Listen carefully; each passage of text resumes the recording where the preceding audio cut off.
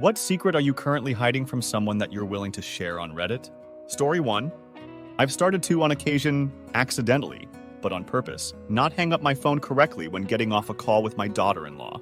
I then proceed to talk to my husband about how much I enjoy talking to her, how lovely I think she is, how glad I am that our son chose her, and whatever other boost I may think she needs. She doesn't have any family that uplifts her, just the kind that tears her down. I started doing this after my son told me about his wife coming to him in full-on snot tears, because I had once but dialed her while talking to my husband about her. She stayed on the line to hear what I really thought of her, expecting the worst because that's been her experience of family.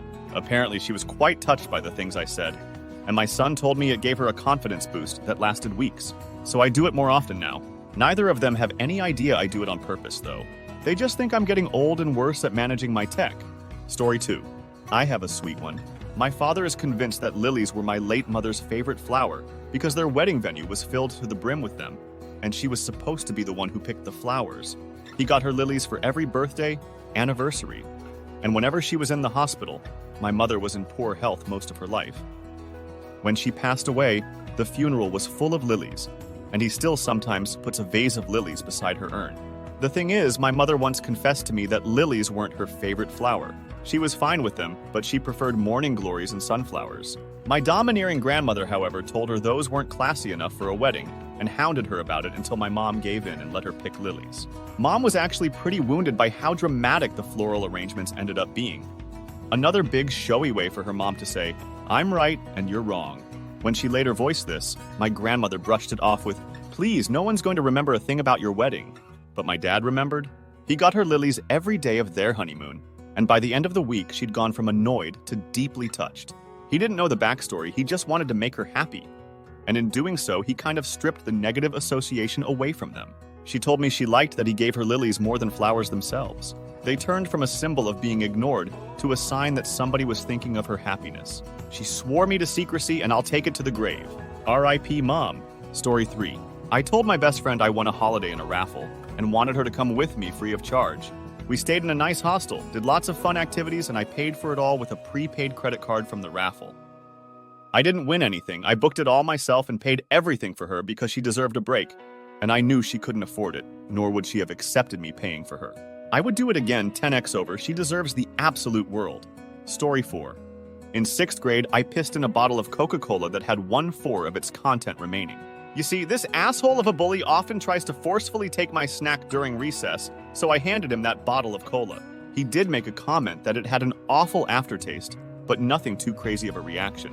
At that moment, I felt like I would burst into laughter, but if I did, he would suspect something was wrong with the cola. I also knew I would be in a world of trouble if the teachers knew I did something horrendous like that. So I kept my mouth shut and walked away.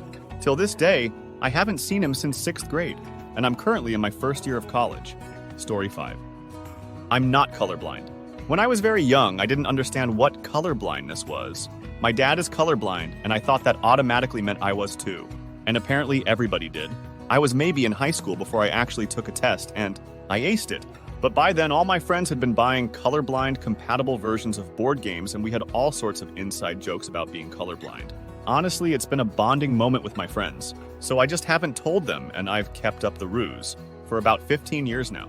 Story 6. My husband has large feet, large enough that there are only a few places I can buy him shoes, and since the in-person place near me closed down, they're pretty much all online. All this to say, his shoes are expensive. He also grew up poor. Like the kitchen floor was his bedroom poor. He stopped being able to find his shoe size in stores before he was in high school, and before he met me, he always only had one pair of shoes at a time. And sneakers were his everyday work dress shoes. He even worked fast food jobs in regular sneakers because he couldn't find non-slip in his size. And because getting each pair was so difficult and costly, he'd often wear his shoes until they had holes in the soles before replacing them. When he was studying to be a mechanic, I got him a pair of steel-toed boots for his birthday. I splurged and got a good brand that would last for years. He recognized the brand and knew what they sold for, and he demanded I return them. He was planning on squeezing into cheaper, smaller boots and dealing with it. So I lied, saying I had bought them months before during a sale. Got them at 40% off, then signed up for all their stuff for an additional 20% off. I had paid full price. I've bought him sale shoes several times since then. One time he even cried because I had gotten him a second pair of sneakers well before his old ones needed to be replaced. His shoes kept getting wet from some yard work he was doing, and he'd have no choice but wear wet shoes around. His last pair of work boots showed up with the first pair of sandals he has owned in over 25 years because there was a BOGO sale that I totally made up. I just wanted to get him sandals because we camp a lot, and him using camp showers without sandals always grossed me out. But I had never managed to find a pair in his size until then. Story 7. I am a teacher and I am off for the summer. I get to spend all that time with my daughter, age 4, and my son, who is not quite 1 yet. My wife works full-time. My son is just starting to talk, and my wife and I have a friendly competition going to try to get him to say data or mama first. What she doesn't know is that while she is at work, I spend the day talking about her and saying the word mama a lot. We have been working on it together for weeks. The other day, she walked in the door after getting home from a long day, and he looked at her and said mama clear as day. She was so happy and rubbed it in my face, playfully, that he said mama first. Even did a little happy dance. I'll never tell her. Story 8. That I have prostate cancer. I have told my siblings and my next-door neighbor who also has it. We compare treatment options and progress. He chose radiation while I am considering surgery. But I feel like I would be garnering sympathy if I shared it with more people that I know. Story 9. I'm too burned out to function as a person outside of work anymore. Yes, I'll text my partner that I got home safe from work, but then I'll sit in the car and doom scroll or dissociate, sometimes up to an hour. I will also do this when I have to run errands. Just giant blocks of time I can't account for, pissed away. I don't want to do this. I don't want to live like this. I don't know how to fix it. Story 10. Sometimes I'm grateful that I woke up blind. I was a total workaholic and going blind was a nightmare that first summer. But the fact I couldn't work in nursing anymore, especially post-COVID, did wonders for my mental health. I also realized how much I love hanging out with my 3 sons. I didn't know how much I loved their company until I wasn't working 50, 60-hour weeks, mostly third shift, so I hardly ever saw my kids. Being blind sucks, and I feel guilty sometimes for thinking that I prefer it to how things were before. But given the choice, I don't think I'd go back to being sighted, because that would mean the nightmare of working in nursing again and never seeing my husband and my kids. Story 11. I am so content and happy with my life. Kids, wife, job, health. Right now that I feel guilt. I rarely share my contentment with people, other than my wife, because of it.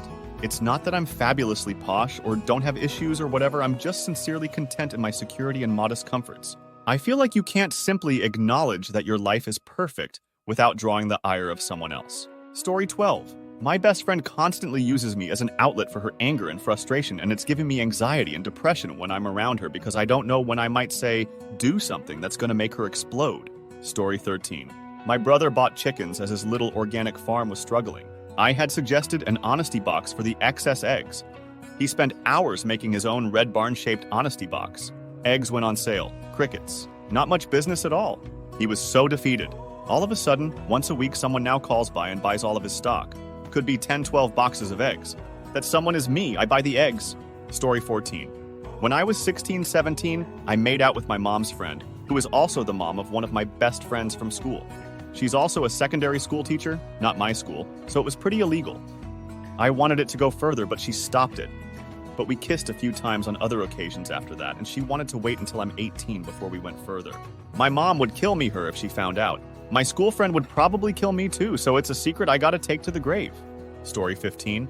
I just found out 2 of my direct reports will be fired soon because of the restructuring, and I have to keep it a secret. They are both excellent employees who do not deserve this at all.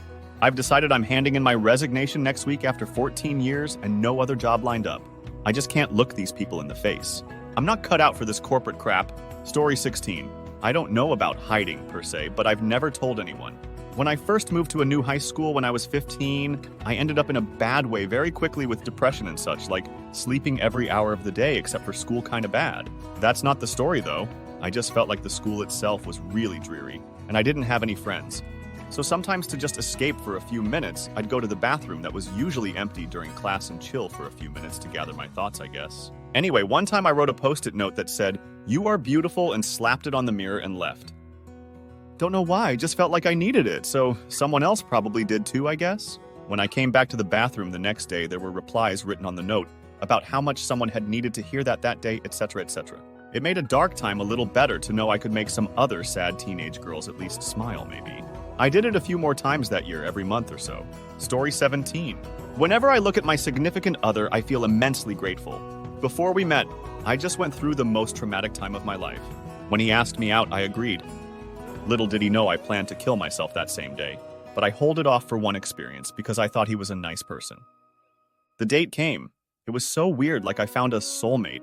We talked for the whole time and it just felt so close, so comfortable, like I've known him many lifetimes before this. There was this burning feeling that I cannot let this go. I cannot rob myself of this chance to have happiness. When I got home, I threw away the things I prepared to take with me.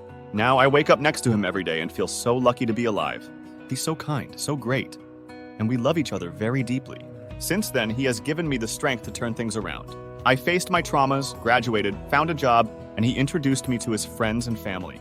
We will go to his home country next year to meet his parents. I thought my trust issues were too deep to ever heal, but I now trust him 100%, and it feels so great to be able to trust like that again. He doesn't know, but if I didn't meet him, I would probably be 6 FP under by now. I owe this life to him. Story 18. My ex-wife got hooked on mainlining opioids and got our son placed in foster care. After rescuing him from foster care by myself and raising him by myself for the past 7 years, she got sober and started to actively try to take custody from me.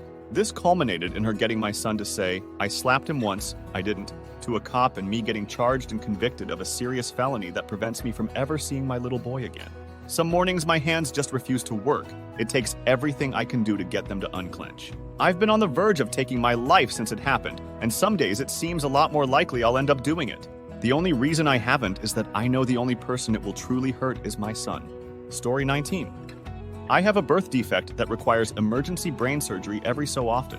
I have had over 30 surgeries, and in between that time period, I have had countless CT scans and chest x-rays. I am worried about the exposure over time. I have a family history of all kinds of cancer. Under my arms, axillary armpit, hurts in the lymph node area. I have a preventative colonoscopy scheduled soon, and I worry that they will find something. I worry that my body is riddled with cancer. I can't tell anyone close because I don't want to scare them if it is nothing, but the stress of the unknown is killing me. Story 20.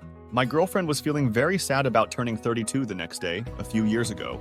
We went to get some wine, and while she was looking at some of the bottles, I asked the cashier if she could card my girlfriend so she would feel better. Legal drinking age for wine is 16 here. She happily obliged, and my girlfriend was so happy, she did not stop talking about it for days. She still brings it up from time to time, 3 years later.